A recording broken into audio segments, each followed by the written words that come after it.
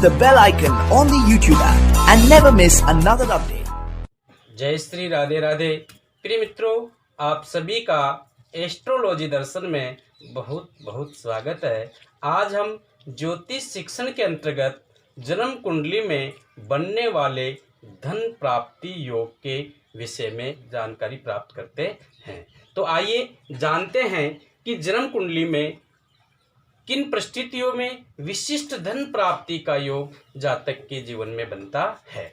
तो आइए जानते हैं। सबसे पहले जन्म कुंडली का जो द्वितीय भाव होता है ये धन भाव होता है और 11वां भाव अर्थात एकादश भाव को हम लाभ प्राप्ति का भाव कहते हैं। और इस प्रकार जन्म कुंडली की द्वितीय और एकादश भाव से विशेष करके हम जन्म कुंडली में धन प्राप्ति के लाभ का विचार करते हैं। तो आइए जानते हैं सबसे पहले कि जन्म कुंडली में जातक के जीवन में विशिष्ट धन प्राप्ति का योग किन परिस्थितियों में बनता है। जैसा कि शास्त्र कहता है कि द्वितीय अर्थात द्वितीय भाव का स्वामी द्वितीय भाव का स्वामी पंचम भाव में हो, अर्थात द्वितीय भाव का स्वामी पंचम भाव में हो और पंचमेश द्वितीय भाव में स्थित हो, अर्थात जन्म कुंडली में द्वितीय भाव का स्वामी पंचम भाव में हो और पंचम भाव का स्वामी द्वितीय भाव में स्थित हो तो जातक के जीवन में विशिष्ट धन प्राप्ति का योग बनता है। दूसरा, यदि द्वितीय 11वें भाव में स्थित हो, अर्थात धन भाव का स्वामी द्वितीय भाव का स्वामी 11वें भाव में स्थित हो और 11वें भाव का स्वामी द्वितीय भाव में स्थित हो। 11वां भाव अर्थात लाभ भाव का स्वामी द्वितीय भाव में स्थित हो और द्वितीय भाव का स्वामी 11वें भाव में स्थित हो तो ऐसे जातक की जन्म कुंडली में जो योग का निर्माण होता है वो जातक जीवन में बहुत अधिक धन अर्जन करता है। तीसरा, यदि पंचमेश व नवमेश स्वग्रही हो, अर्थात पंचम भाव का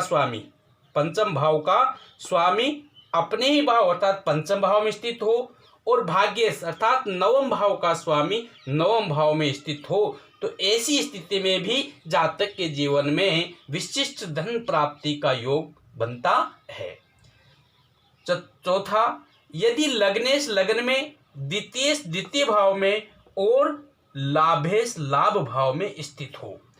यदि किसी भी जातक की जन्म कुंडली में लगन भाव का स्वामी अर्थात प्रथम भाव जिसे लगन कहा जाता है, इस भाव का स्वामी अपने ही भाव में अर्थात लगन में विद्यमान हो, द्वितीय धन भाव का स्वामी द्वितीय भाव में स्थित हो और लाभ भाव का स्वामी अर्थात 11वें भाव का स्वामी 11वें भाव में स्थित हो।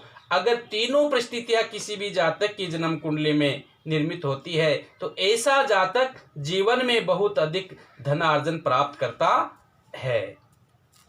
इसी प्रकार से यदि द्वितीय व लाभेश लगन में हो, अर्थात द्वितीय भाव का स्वामी लगन में हो और लाभ भाव का स्वामी भी लगन में हो, अर्थात द्वितीय और लाभेश दोनों ग्रह युति बना करके जातक की जन्म कुंडली में अगर लगन भाव में स्थित होता है तो ऐसा जातक भी अपने जीवन में बहुत प्रचुर मात्रा में धनार्जन करता है।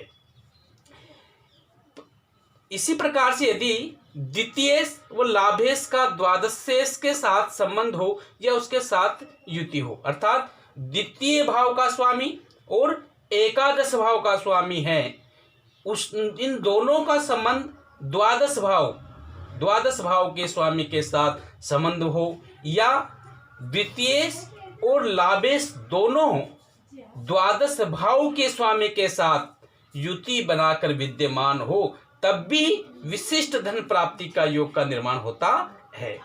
इसी प्रकार से यदि द्वितीय का गुरु के साथ संबंध हो, अर्थात द्वितीय भाव का जो स्वामी है धन भाव का जो स्वामी है उसका संबंध जन्म कुंडली के किसी भी भाव में शुभ भाव में गुरु के साथ संबंध बनता है तब भी जातक के जीवन में विशिष्ट धन प्राप्ति का योग बनता है। इसी प्रकार से जन्म कुंडली में यदि चंद्रमा सप्तमेश अर्थात सप्तम भाव का स्वामी होकर के द्वितीय भाव में स्थित हो और अकेला विद्यमान हो, तो ऐसे जातक के जीवन में खोया हुआ धन पुनः प्राप्त होता है। इस प्रकार से आज की परिचर्चा में हमने जाना धन प्राप्ति योग के विषय में। आज की परिचर्चा में इतना ही। जय श्री राधे राधे।